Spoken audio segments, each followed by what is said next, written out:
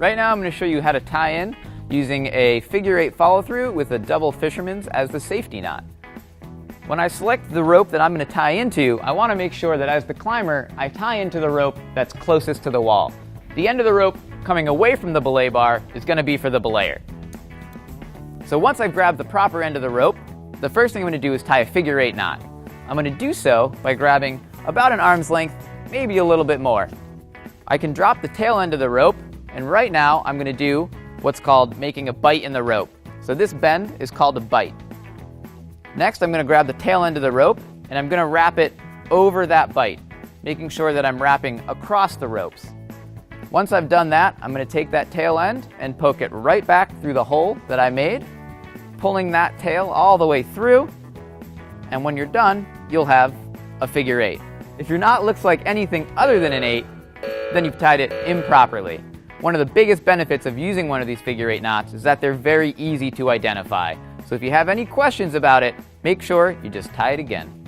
The next step is going to be to then tie yourself into this knot. So using this type of harness, I want to make sure that I'm threading the tail end of the rope through both my leg loops and also through the waist belt. I like to come from the bottom up because it's easier for me to identify that I've properly gotten both loops. If I were to go from the top down, it's a little bit easier to miss that leg loop spot. So I like to go from the bottom up. Once I've done that, the rope is properly into my harness, I'm going to start to trace this knot back, making sure that I have 2 figure 8s when I'm done. So to start tying the knot, it doesn't matter which side of the rope I start on, as long as you stay consistent. We are trying to get parallel lines here. So I'm going to start the knot, pulling that knot nice and close to my harness, trying to keep it about a fist length away.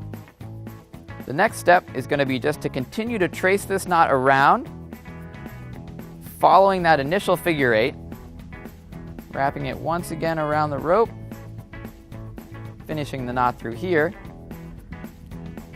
Once you get to this step, you want to do what's called dressing the knot. And the way to do that is both ends of the figure 8 knot need to be kind of tightened up or set in place. This makes the knot pull a little bit tighter, makes it a little easier to untie, and it prevents any weaknesses from having crosses in the rope. So right here, to get the outside part of this knot a little bit tighter, I'm actually going to fold it in towards the knot, away from the 2 ropes that it's touching. And then to tighten this rope, I'm going to grab 2 ends of the knot, pull those 2, grab the other 2, and pull those 2. It cinches a little bit tighter that way than grabbing the whole knot at the same time and trying to pull it all at once.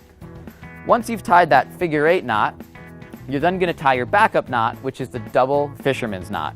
And to do so, I'm going to grab the knot, taking this tail end, wrapping it across the other rope, coming back over itself, making an X, and then come around again and sending that tail up underneath the X, and pulling that tail through, pushing up on the knot to cinch it down a little bit tighter.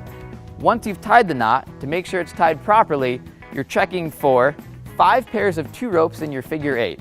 So right here I have 2 ropes coming into my knot, 2, 2, 2, 2 coming out. So that's 1, 2, 3, 4, 5 pairs of 2. And if I flip the knot over, it should look exactly the same on the bottom. And with your safety knot, you should have an X on one side and an equal sign on the other. And even if you think about an X being the Roman numeral for 10, it's a little bit more redundancy to make sure that you have your 10 ropes or 5 pairs. And that is how to tie a figure 8 knot follow through with a double fisherman's.